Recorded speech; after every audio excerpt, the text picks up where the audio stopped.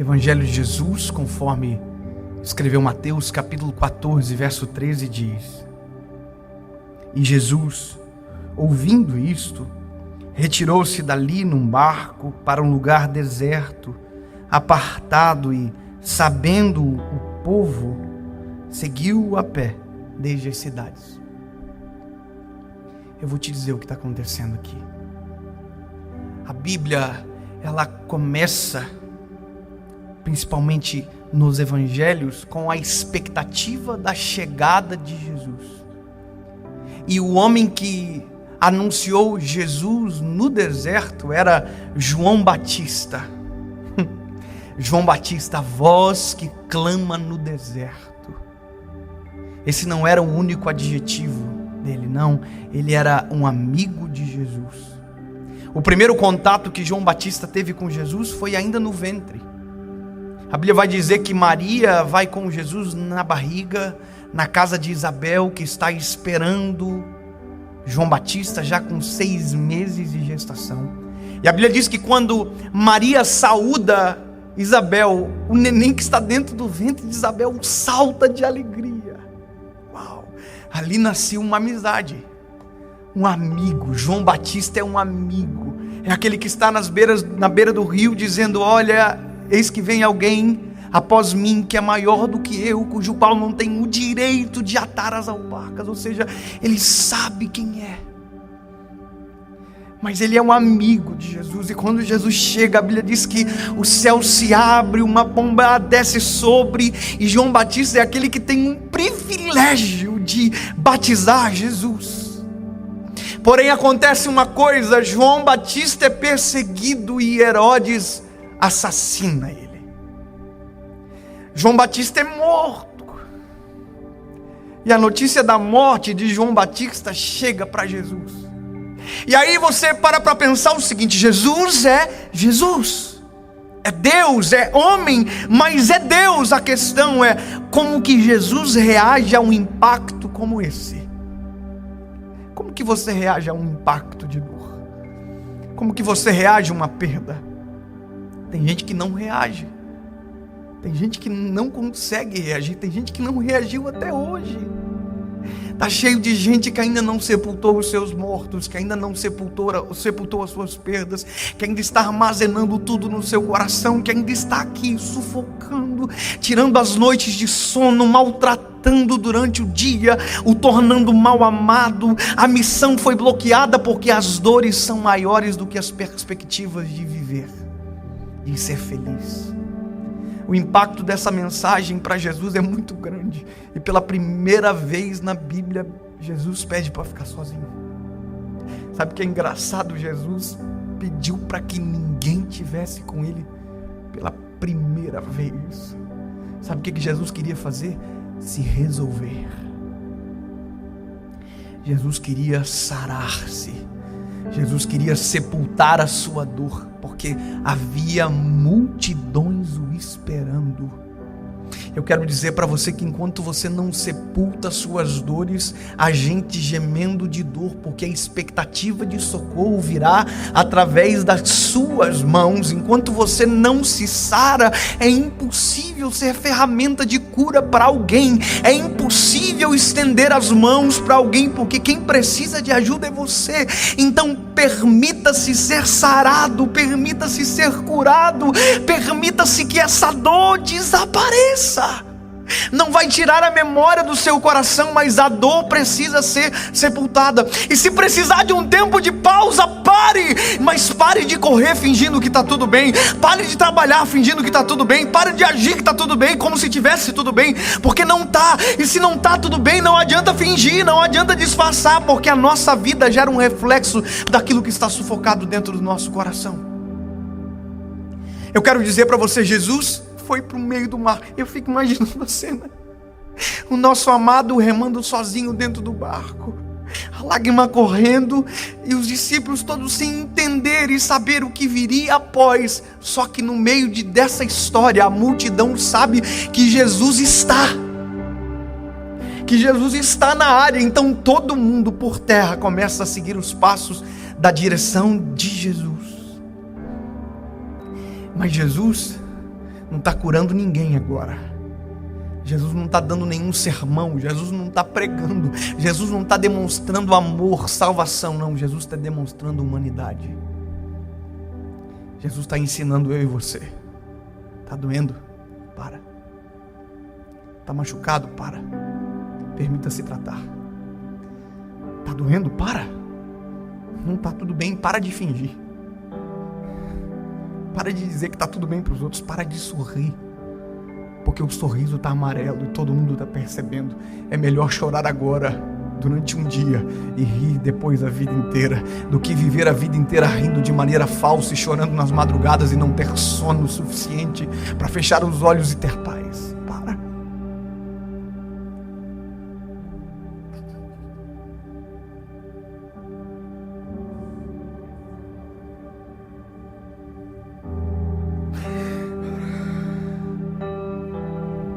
Algumas semanas atrás eu cheguei em casa e tinha um balão escrito New Baby's Coming. Um novo bebê está vindo. E foi uma alegria gigantesca. Foi uma festa gigantesca. Mas passou alguns dias e a minha esposa percebeu que algo não estava normal. Não tinha mais bebê. Se tratava de uma gravidez ectópica, estava nas trompas e não progrediu. E eu tinha falado para todo mundo já. A gente estava feliz demais.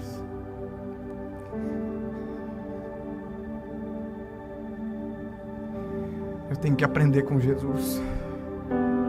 Eu preciso sepultar as minhas dores.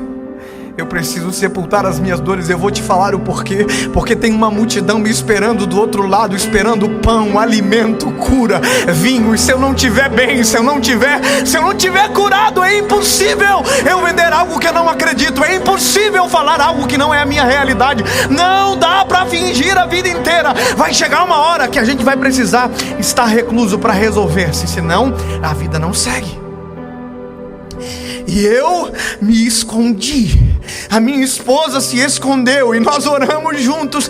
E há alguns dias atrás eu recebi uma mensagem da minha esposa. Eu estava viajando e aquele balão que estava escrito New Baby's Coming, a minha esposa tirou o baby e ficou New is Coming, que significa o novo está vindo.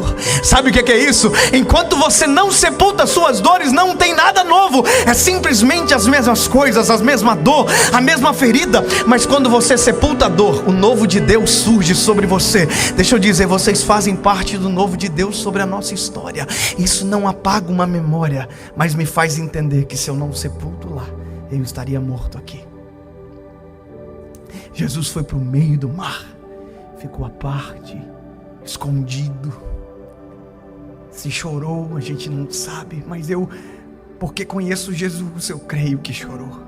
Chorou com Lázaro, quanto mais não chorou com João Batista. Mas Jesus tem uma missão. A missão dele era nós, era a gente. Tinha muito mais para fazer. Se ele não se resolve, a gente não estava resolvido hoje. A Bíblia diz que no versículo posterior, Jesus está voltando. Jesus está tão bem resolvido que a Bíblia diz que todo mundo que estava doente foi curado. Tem alguém feliz com isso que pode dar um pequeno glória a Deus, por gentileza?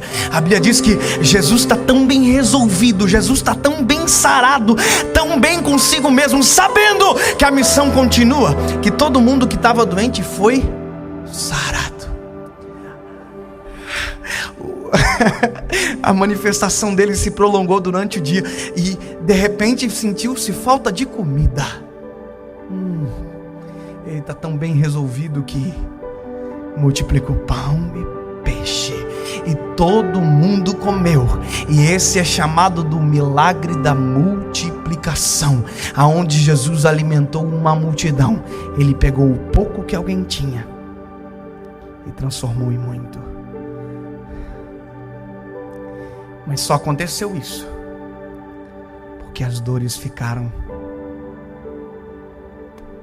no lugar certo, sepultadas no meio do mar, aonde ninguém viu, aonde ninguém soube o que aconteceu. Mas o resultado da praia me deixa saber, vai tudo bem.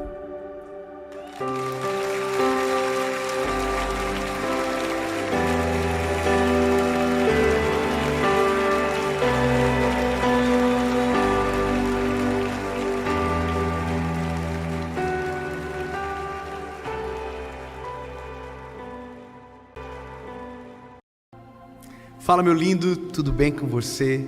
Que bom que você está aqui. Eu tenho uma palavra de Deus para você. Eu quero falar sobre uma obra de arte que normalmente quem entende é o artista que fez.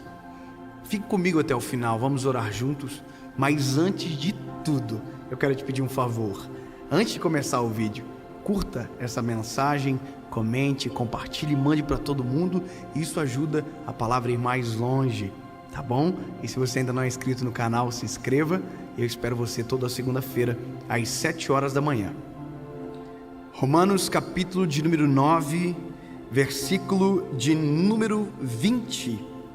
Diz a palavra: mas ó homem, quem és tu que a Deus replicas?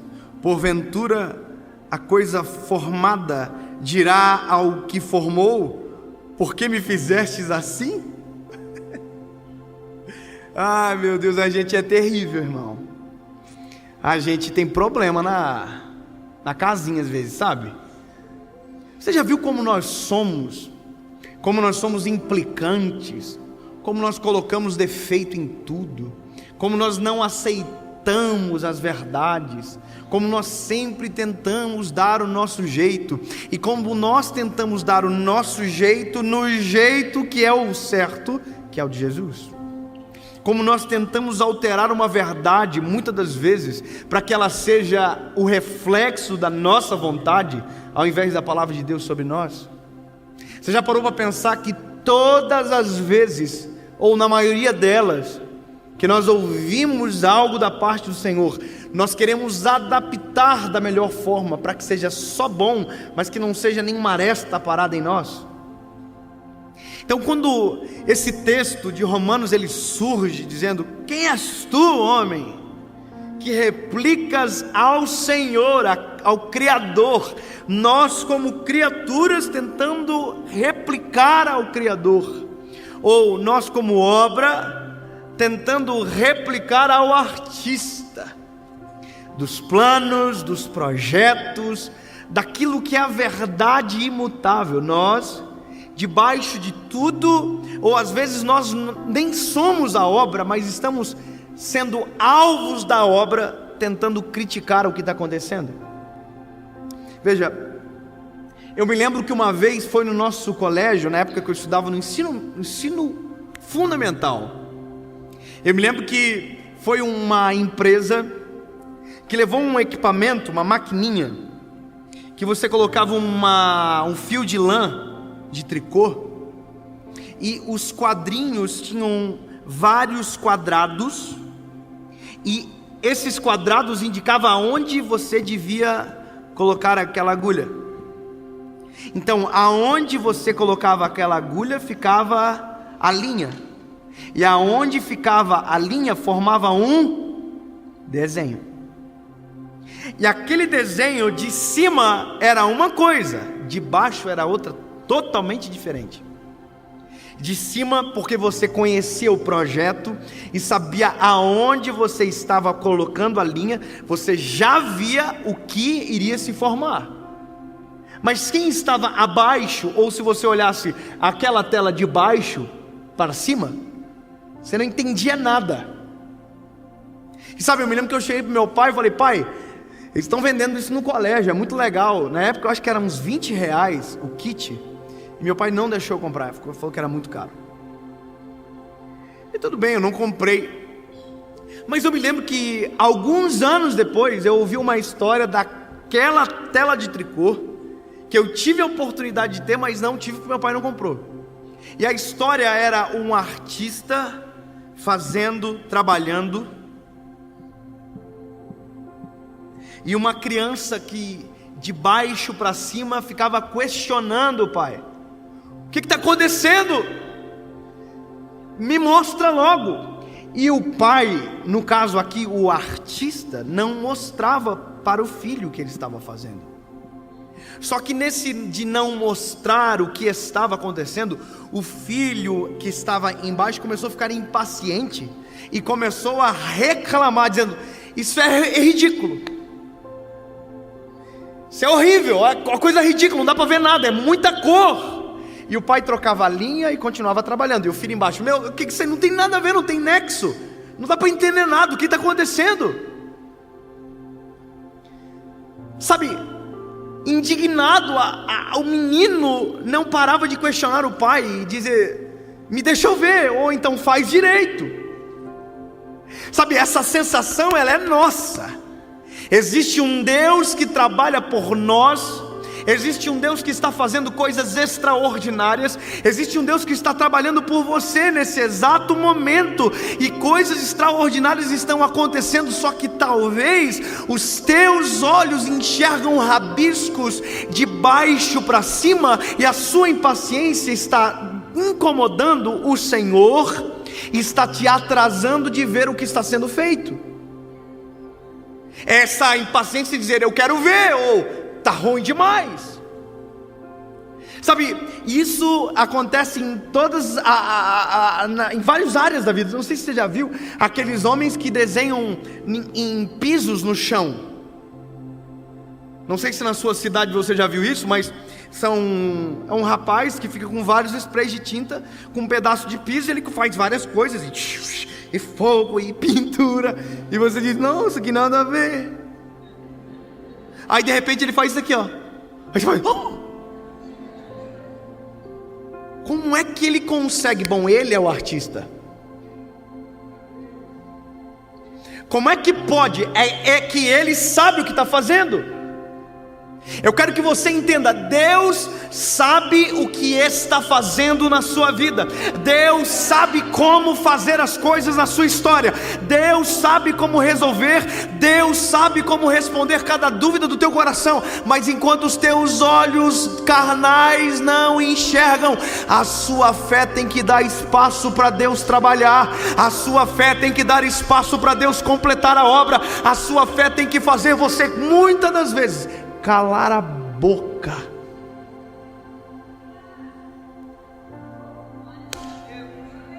E deixar Deus fazer.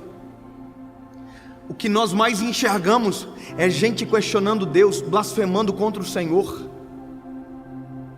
Deus não responde, Deus não fala comigo, não fala com todo mundo, mas não fala comigo. Você só está vendo aquilo que está pronto na vida dos outros, mas não está vendo que na tua história também está acontecendo alguma coisa. Só que está acontecendo assim, ó.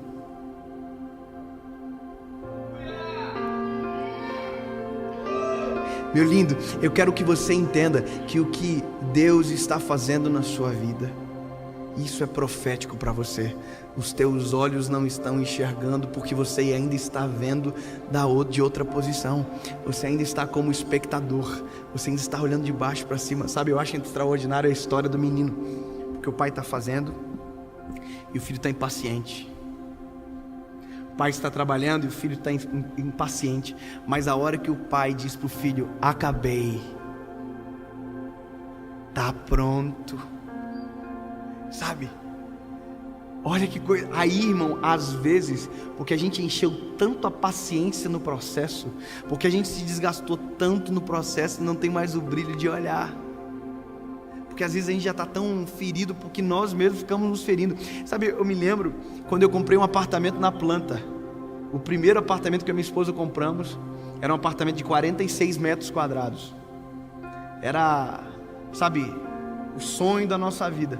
E eu me lembro que na época a gente fazia faculdade e o caminho da faculdade passava na frente do apartamento. Que agonia, irmão. A gente sabia quantos tijolos tinha em cada parede. Que a gente passava todo dia na frente e parava lá. Olha, eu acho que hoje eles não trabalharam não. Mas o que eu não via é porque tinha um muro na minha frente. E demorou alguns meses para aparecer uma parede. Só que durante todos aqueles meses tinha um fundamento acontecendo por trás dos muros que os meus olhos não estavam enxergando. Meu lindo, tem muita coisa por trás do muro acontecendo na sua vida, que Deus está fazendo exatamente agora, mas esse muro não impede, não deixa você ver. Mas meus lindos, daqui a pouco a obra sai do fundamento e as paredes começarão a surgir, e você verá que aquilo que Deus está fazendo não é para um tempo, não é para um dia, é para uma estação inteira. Por isso que às vezes os teus olhos não estão enxergando agora. Irmão, mas eu tive que fazer uma coisa. Falei para minha esposa: fazer o seguinte, amor, nós vamos mudar o caminho da faculdade. Nós não vamos passar mais aqui, que eu tô impaciente. Toda vida eu passo, eu olho e parece que a obra estão tirando tijolo. Só que não era só um bloco, eram 5 blocos de apartamento. E às vezes os meus olhos só viam o primeiro e não enxergavam o último. O que Deus faz também é assim, Deus faz completo. Deus não deixa nada inacabado, Deus não deixa nada por fazer. Agora, eu mudei a rota. Mudei a rota e falei: vamos passar mais aqui não, muita aflição. Falei para minha esposa: vamos passar uma vez por mês. Uma vez por mês a gente passava lá na frente. Irmão, que alegria quando a gente passava lá na frente. Ele falava: mas deve estar trabalhando 24 horas esse povo, que é muito rápido. Você percebe que a forma com que a gente analisa determina a velocidade que a gente enxerga todas as coisas? Já parou para pensar que se você confiasse mais no Senhor, você reclamaria muito menos e incomodaria muito menos o trabalho do Senhor na sua vida? E já parou para pensar que quanto mais confiança no Senhor você tem, menos você fica olhando para aquilo que Ele está fazendo, porque crê que aquilo que Ele está fazendo é perfeito? O pai terminou a obra e disse para o filho: quer ver, filho? Quero ver. Então vem no colo do pai. Aí ele pegou o menino, colocou no colo e mostrou pro filho. Aí o filho olhou e disse: sou eu, é a minha foto. O pai fez a foto do filho de tricô. Aí o filho olhou e disse: mas é lindo. Aí o pai disse: era você o tempo todo, só que o que deixava feio era a posição que você estava olhando e a sua impaciência. Meu lindo, eu quero terminar dizendo para você o seguinte: a Bíblia vai falar sobre confiança. E quando a Bíblia fala sobre confiança, essa palavra já é a cura para uma outra problemática: a impaciência, ou o que nós chamamos de ansiedade. Todos os dias alguém me chama dizendo: eu tenho muito problema com ansiedade. Eu sou muito ansioso. Eu como todos os meus dedos, a ponta dos unhas eu como tudo. Eu sou muito ansioso.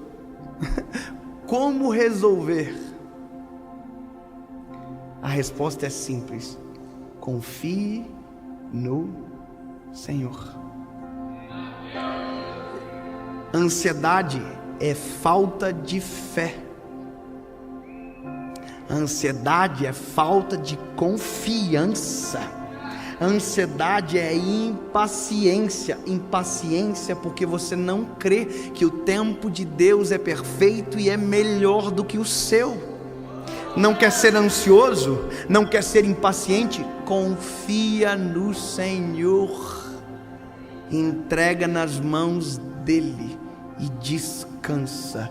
Os que confiam no Senhor são como os montes de Sião, que não se abalam, mas permanecem para sempre.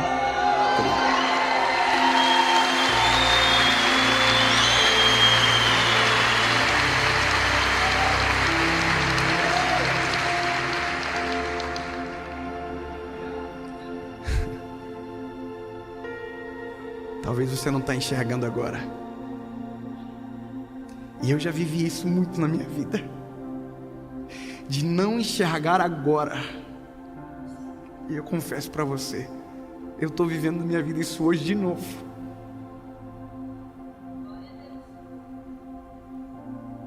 Ai, a gente não precisava falar tudo, né? Mas a gente eita.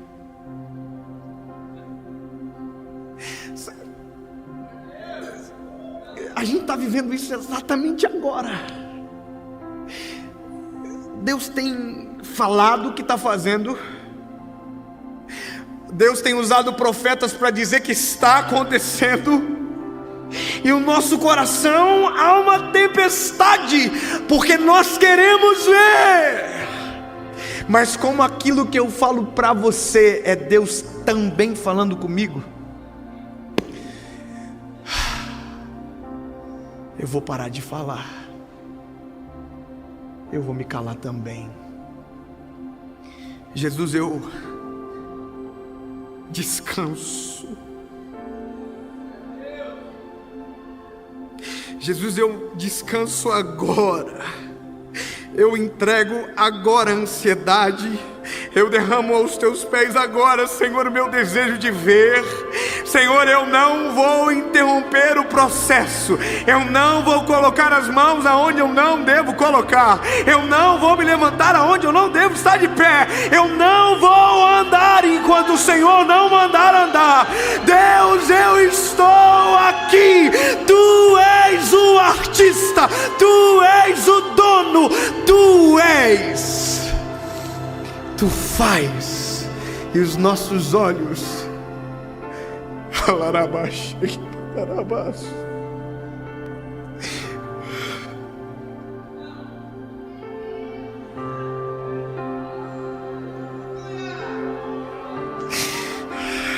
nós queremos ver, mas agora entendemos.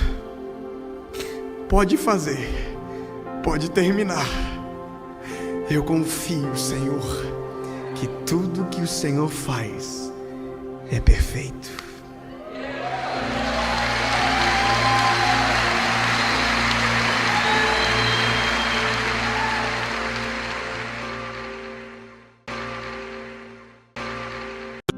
Fala, meu lindo, minha linda.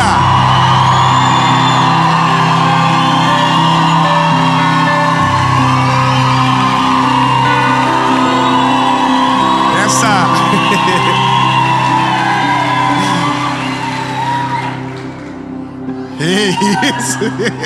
Eu não consigo amadurecer com vocês assim, gente. Ó, essa é. Vou levar vocês junto. Você vai ser contratada pela série. Ó, eu vou falar uma coisa. Se eu for na sua cidade em 2023 pra gravar a série, você vê essa galera aqui, ó. Entendeu? Vamos começar. É a terceira mensagem da série Boas Notícias. E eu quero te pedir um favor muito importante. Uma coisa assim que...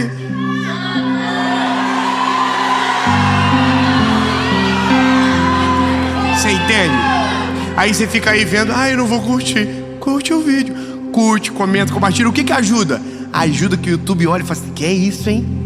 Deve ser um conteúdo relevante. E aí manda para mais gente. Quanto mais gente assistir, melhor. A palavra de Jesus vai mais longe. E nós ficamos tudo felizes. Foguete.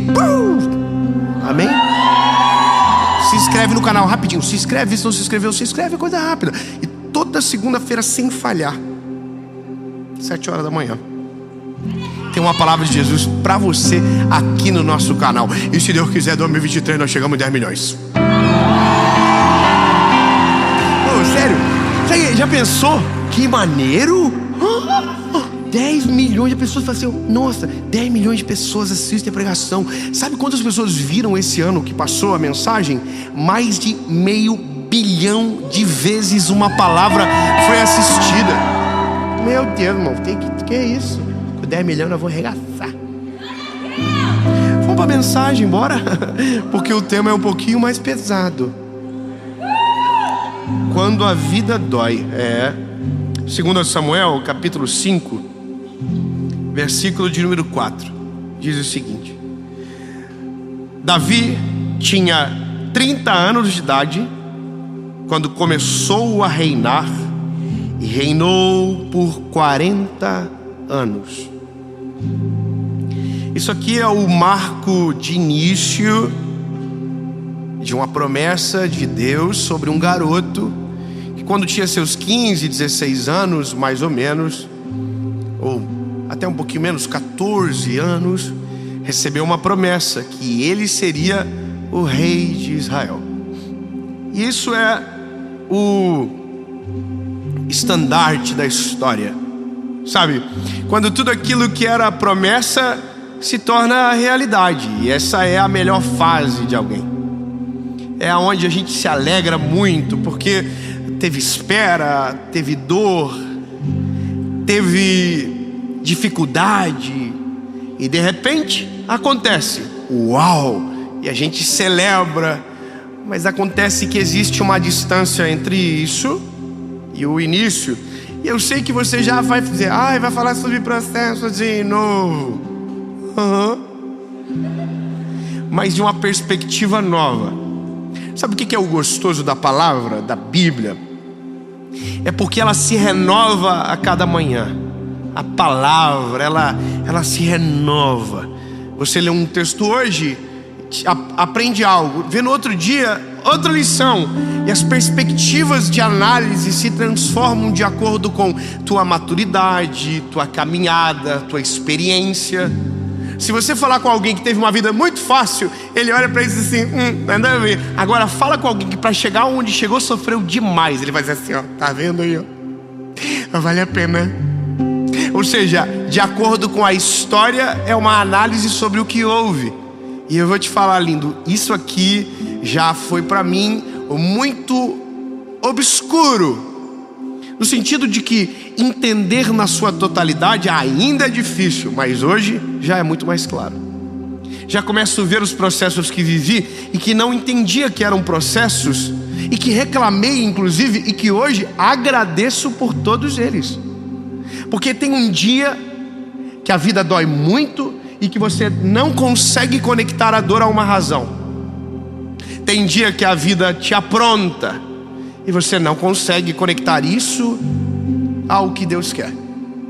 E isso é o que a gente chama de dor. A vida dói.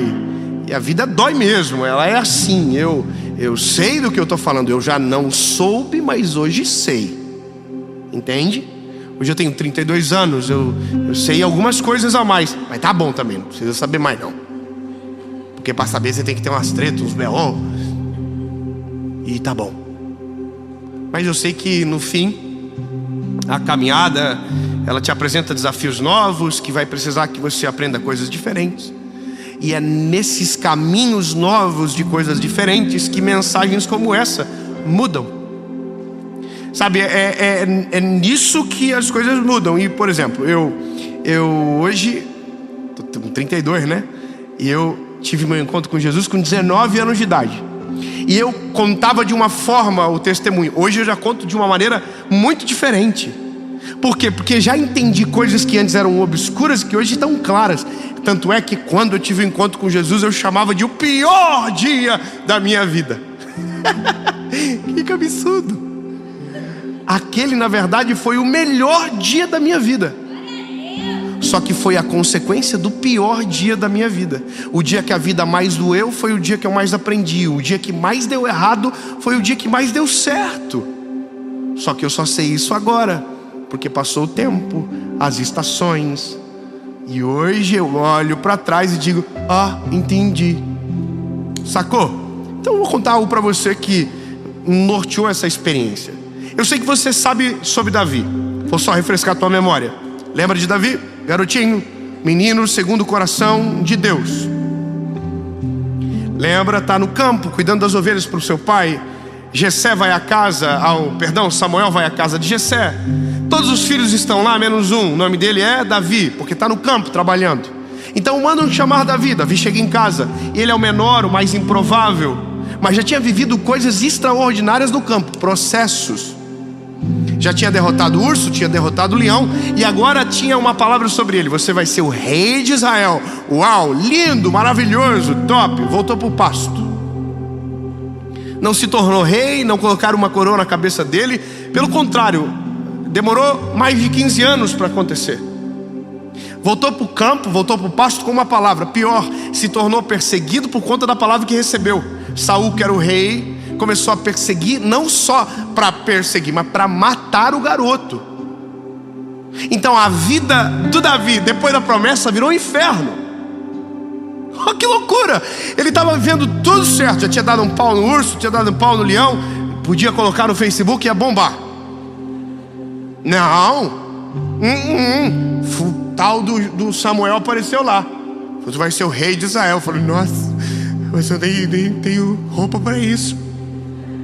Pois é, no dia que ele recebeu a melhor notícia, começou a pior fase da vida dele. É doido isso. Ele sabe que vai ser o rei de Israel, mas agora é perseguido. E olha como isso na Bíblia se repete. José vai ser o governador do Egito. Não antes, humilhado, vendido, escravizado, envergonhado, caluniado. Noé vai construir a arca que vai salvar a tua família. Não antes de ser motivo de piada, chacota, abandono, humilhação. Me parece que a dor é uma substância poderosa para fazer o processo se tornar efetivo. Me parece que as angústias ou as ardúrias da história são exatamente aquelas necessárias para fazer a gente aprender, para que quando chegue no endereço não perca o coração do início. Não entendeu, né? Eu vou dizer só uma parada maneira para vocês. Eu tô até pensando, sabe, fazer um vídeo sobre isso, mas eu tenho raiva porque os irmãos são muito invejosos. Tem uns irmãos invejosos, sabia? Aqui não tem não, mas tem uns que... Araçatuba não tem. Aqui todo mundo fica feliz quando o outro Deus abençoa. Não fica, não é verdade. Aqui não tem. Aqui... Mas eu vou falar, irmão, eu prego há 12 anos, na internet há 5. E eu contei várias fases da minha vida já na internet, várias, porque eu sou muito fofoqueiro. E quando eu vi, falei. A minha esposa falou, tu não precisava falar, homem. Falei, tarde demais, tá na internet, não vou tirar. Print é eterno, se você tira alguém também salva, então não adianta. Mas eu contei várias vezes já, da kitnet, da Vila do Chaves, que a gente morava, aí do apartamentinho que a gente decorou, aí dos apartamentos de aluguel que a gente viveu. E aí eu contei até no mês passado agora, uma parte da promessa de Deus sobre a casa que a gente vai morar, da planta e tal. Se você viu, beleza, top. Agora a gente está indo para o apartamento que a gente sonhou durante muitos anos. A gente vai se mudar. Deixa eu ver se não tem ninguém com inveja. Graças a Deus, todo mundo, que legal. Eu também sou assim, quando alguém fica contando coisa boa, eu falo assim, top. Que isso? Eu fico feliz, porque isso é um segredo de prosperidade. Quando você celebra o que Deus está fazendo na vida de alguém, você abre caminho para Deus fazer na sua história também, entendeu? Então enquanto você não aprende a aplaudir e celebrar a vida de alguém, do que Deus está fazendo, você fica sempre no mesmo marasmo, na mesma história. Então um negócio, dica importante, Deus está fazendo na vida de alguém. Agora, olha que legal, a gente vai se mudar para esse apartamento, maneiro, sonho, top. Nós estamos tudo igual aos pintos no lixo, alegria. E aí essa semana começamos a fazer a mudança, porque a gente vai para a turnê mundial. Quando voltar, volto pro meu apartamento. Aí então eu tô com as mudanças, fica tudo guardado. Aí a minha esposa arrumando as coisas e encontrou o caderno meu da faculdade. E o caderno da faculdade meu tinha para duas coisas, para fazer planilha de obra e estudar. Era mais planilha. E olha só, é do meu apartamento, quando eu decorei ele. Tinha 48 metros quadrados, financei para pagar em 25 anos. No dia que assinei, fiz a conta, sabia que ia envelhecer com aquilo. Mas olha só que maneiro. Eu coloquei a pedra na parede, eu que instalei o chuveiro, eu fiz tudo. Eu fiz a mudança. Não é mais assim agora. Eu tinha no caderninho anotado, na última folha, as continhas, R$30 parcela do gesso, R$40 parcela de não sei o que. Aí eu fechava a continha total, colocava o meu salário, diminuía e ficava quase que no 0 a 0. Sobrava R$100, R$80 pro mês. E tá lá, a minha esposa mandou pra mim, olha amor, o que eu achei. Aí eu falei, pois faz uma coisa, chama o arquiteto e pede para colocar isso num quadro. Coloca num quadro e coloca numa parede da casa que a gente vai passar todo dia. para que a gente nunca se acostume com o extraordinário e que lembre quanto isso custou da nossa caminhada. Coloca no quadro. Sabe o que é isso? Quem suporta processo não se esquece de onde Deus tirou, não se esquece de onde saiu, não se esquece, entendeu? Então não é para contar para os outros, é só para eu passar e ver. Olha só, tudo começou assim. Por isso que processos são importantes, eles gravam memórias a gente. E agora, deixa eu clarificar isso para você. Eu vou entrar no Davi já na história mais profundamente, mas só isso aqui. Eu fui para a Argentina agora, ganhei uma viagem da editora, e a editora levou nós para a Argentina e nós fomos para um negócio lá do tal das vinícolas. Chique, irmão. Negócio chique. Comida diferenciada. Que é isso? É para comer ou para tirar foto? Uns vinhos bons.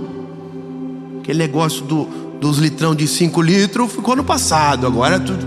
A taça bonita. Finge que entende, finge que entende. Notas de madeira. E eu tava lá no meio desses irmãos. E eu nem sou muito dessa praia, irmão. Mas lá eu tava, nossa, que top, olha. Ameixa, tem ameixa. Mas olha que interessante. Eu não sabia nada desse universo. E lá é a terra disso, é cultural. Não se escandaliza. Ai, meu Deus, eu pensei que era pecado. Jesus transformou água em... Nossa. Só para dar um... É que tem gente que trava com as coisas assim. Ai, meu Deus, eu não acredito. Eu tenho uma tatuagem no peito, irmão. Toda vida que vaza um pedacinho, a pessoa fala assim: poxa vida. Calma, gente. É só pra mim, não é pra vocês não. É só para meus filhos ver e perguntar o que é. Eu falei, é o nome de vocês. Tá aqui no meu coração, em cima, para sempre. O dia que eu esquecer de algum momento da prioridade, tá no meu coração. Jesus e vocês. Só pra mim. Tem coisa que a gente que gosta de fazer confusão mesmo. Mas é só uma... Aí eu tô lá e eu não entendo nada. Tô aprendendo, todo mundo falando do povo chique. Olha, que tal? Que eu estou achando? O vinho? E eu... Aí fiz uma pergunta: qual a diferença do vinho branco pro vinho tinto? Aí ele falou: a casca.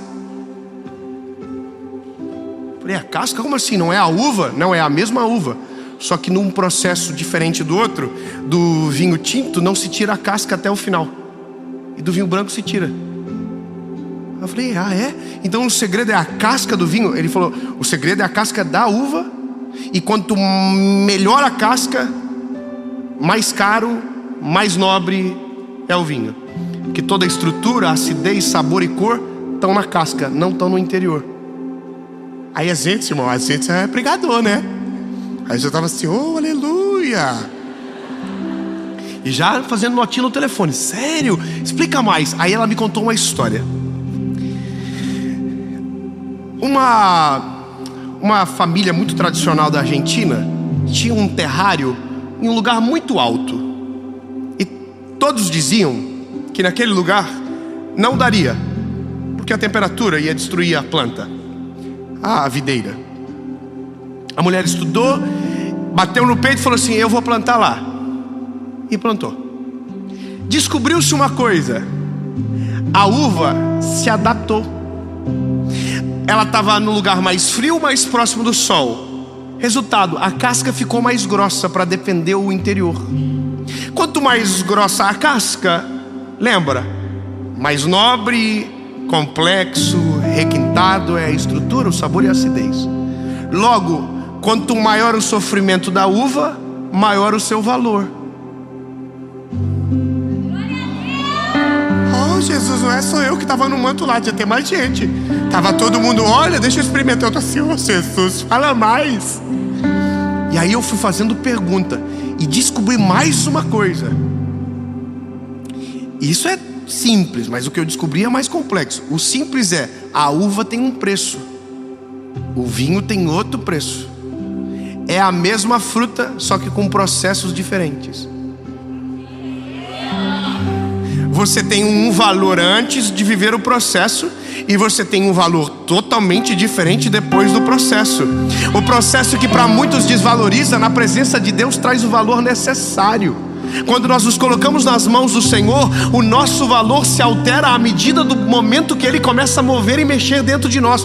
Ou seja, a nossa oração é, em vez de desejar fugir do processo, é dizer: Jesus, me deixa no teu processo, aumenta o meu valor, porque o valor da gente glorifica o nome dele. Quanto maior o processo que a gente passa, mais importante no final a gente fica. E essa importância não está conectada com a gente, está conectada com a glória do nome dele. Agora, vai ficar mais difícil. Meu Deus, irmão. Aí eu tô vendo lá que dentro de um terrário pequeno pode ter até 4 tipos de terra diferente. Aí tem a terra que tem argila, tem a terra que tem pedra. Agora, pasmem, a pior terra é a pedregosa. Você acredita que a uva mais valiosa... Eu já tô assim: ô Jesus, eu tô brincando, eu não quero nada desse negócio. Eu quero Disneyland, eu quero paz, felicidade. E aí o processo está dizendo: quanto mais difícil for o entorno, quanto mais difícil for a estação, quanto mais difícil for o teu externo, quanto mais difícil, em algum momento, se isso estiver conectado com o teu propósito, pode viver o processo de maneira plena e eficaz. Pode doer agora, mas lá na frente vai ser o teu maior testemunho. Eu vou melhorar. Aquilo que te dói agora, o processo que te incomoda agora, a angústia que te aflige agora, em nome de Jesus, quando conectado com o teu propósito, se tornará o teu maior testemunho. Tua dor se transformará na tua maior alegria, tua frustração se tornará na tua maior festa, porque tudo aquilo que está conectado com o processo só tem um motivo: aumentar o seu valor. Quanto maior o processo, maior o valor. Quanto mais grossa a casca, mais saboroso é o vinho. Então, lindo, eu estou olhando aquela terra pedregosa e dizendo assim: meu Deus, como nasce aí? Nasce, sabe por quê? Porque a planta começa a fazer manobra com a raiz. Quanto maior manobras com a raiz ela faz, pequena em cima ela fica. Olha que estranho, ela não vinga. Você olha e ela não vinga, ela não cresce como a outra, mas o fruto que ela dá é melhor da que cresceu muito. Até o André tá junto. Tá vendo, André?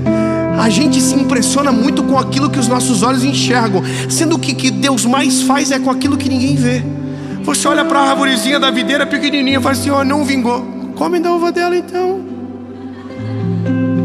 Você está vendo? A gente olha para um que cresceu muito e esquece que o segredo não é o que sai para fora, é o que entra para dentro. É a raiz. Aí você diz assim: nossa, dispensa. O Senhor fala assim: O melhor vinho sai daqui.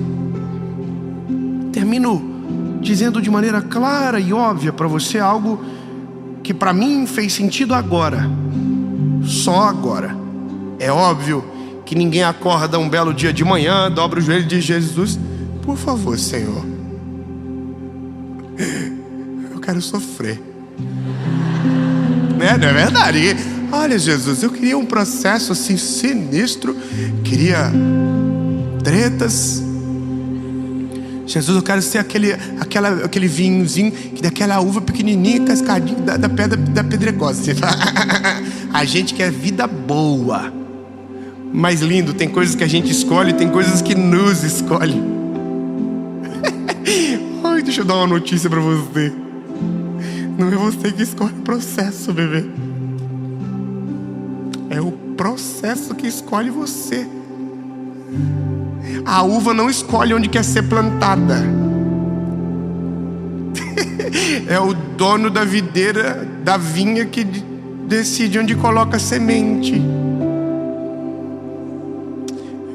Não é a videira que escolhe dar fruto. É o trabalho do viticultor que faz o fruto aparecer. Lindo, você nasceu para dar fruto. Você vai dar fruto querendo ou não. O pau vai torar em volta de você, e quando você menos perceber, vai acontecer.